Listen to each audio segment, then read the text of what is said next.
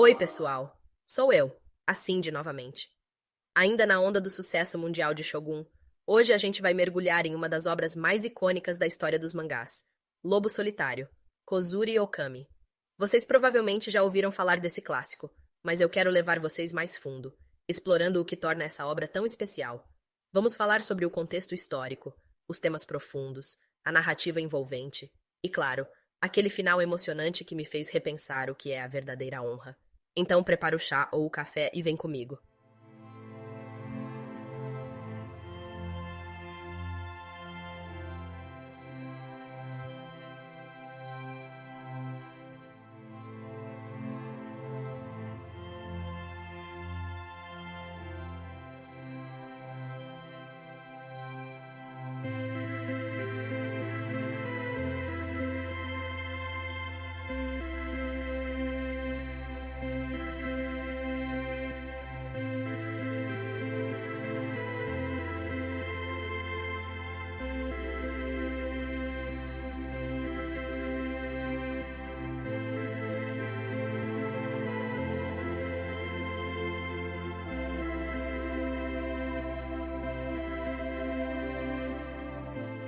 Lobo Solitário se passa no período Edo, que abrange de 1603 a 1868.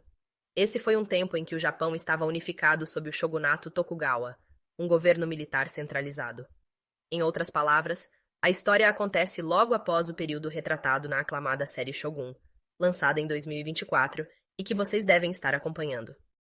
Além disso, no vídeo anterior, exploramos a trajetória de dois dos maiores daimyos, senhores feudais, do período Sengoku, que foi de 1467 a 1603, que precedeu o estabelecimento do shogunato.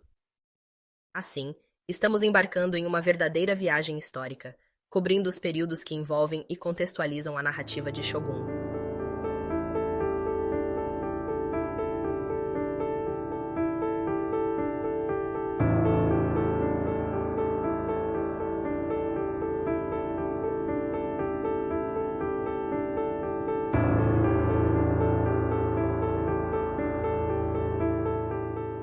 Vocês podem pensar que, depois de tanta guerra no período Sengoku, essa era foi tranquila. E até foi, mas só nas aparências. Na prática, existiam muitas intrigas políticas e conflitos internos. Foi nesse ambiente que surgiu a história de Ogami Ito, o protagonista de Lobo Solitário. Ele é um samurai que foi traído pelos seus superiores no clã Yagyu e depois de ser desonrado se torna um Ronin, um guerreiro andarilho e sem mestre.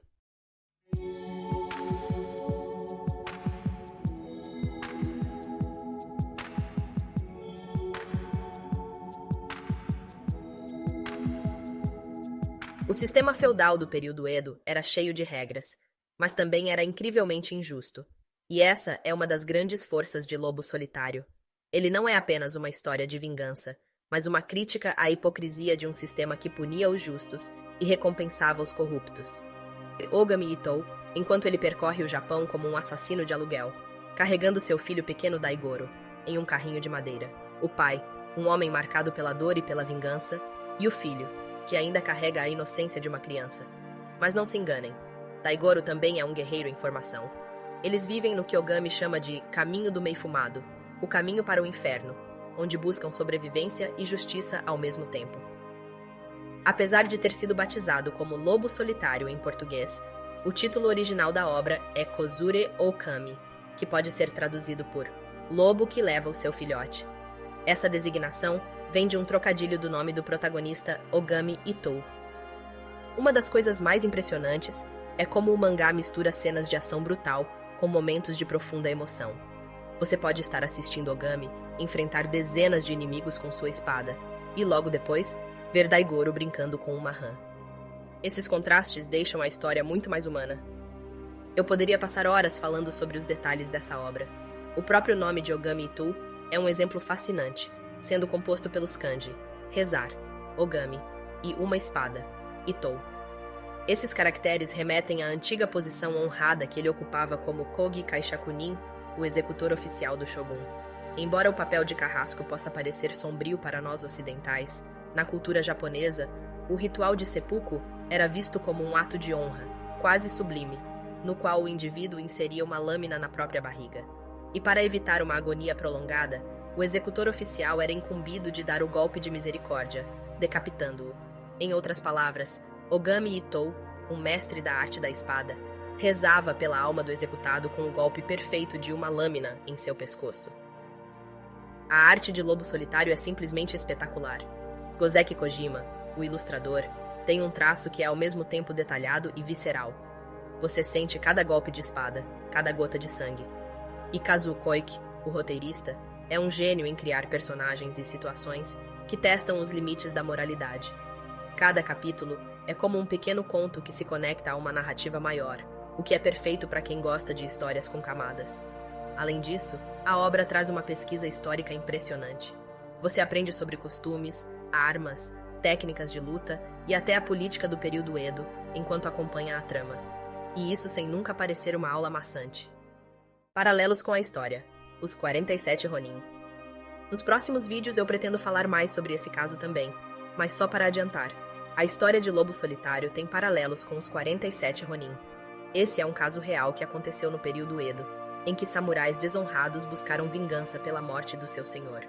Enquanto os 47 Ronin representam a lealdade coletiva ao Bushido, Ogami Itô segue um caminho muito mais solitário e individualista. Ele não está lutando por um senhor ou por um ideal coletivo. Ele luta por sua honra e pelo futuro de seu filho. Essa diferença é o que torna a obra tão impactante.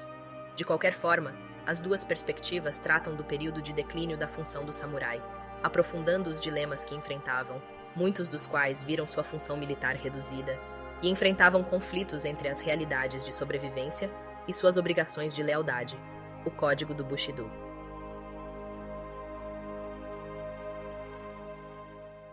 Mesmo sendo um mangá dos anos 1970, Lobo Solitário continua incrivelmente relevante.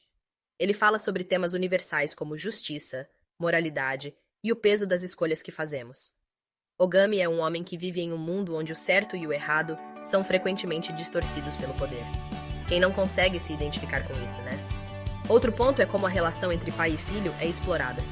Em uma época em que a paternidade está sendo discutida sob novas perspectivas, ver Ogami criando Daigoro, mesmo em um caminho tão difícil, é incrível. Ele não é perfeito, mas faz de tudo para proteger seu filho e prepará-lo para o mundo.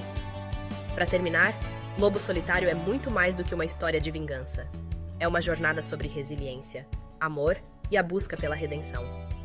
Ogami Itô é um homem que perdeu tudo, mas ainda carrega a esperança de que sua luta possa deixar algo melhor para Daigoro. É uma obra que nos lembra que mesmo no caminho mais difícil, ainda há uma faísca de humanidade. Se você ainda não mergulhou no universo de Lobo Solitário, eu definitivamente recomendo que dê uma chance. É uma leitura envolvente que vai te prender do início ao fim. Prepare-se para ser profundamente impactado e envolvido por essa história incrível. E para quem já leu, compartilhe nos comentários. Qual foi o momento que mais te marcou? Vamos reviver juntos os momentos inesquecíveis dessa obra. Por hoje é isso, pessoal. Se vocês gostaram desse mergulho no mundo de Lobo Solitário, deixem aquele like, se inscrevam no canal e até o próximo vídeo.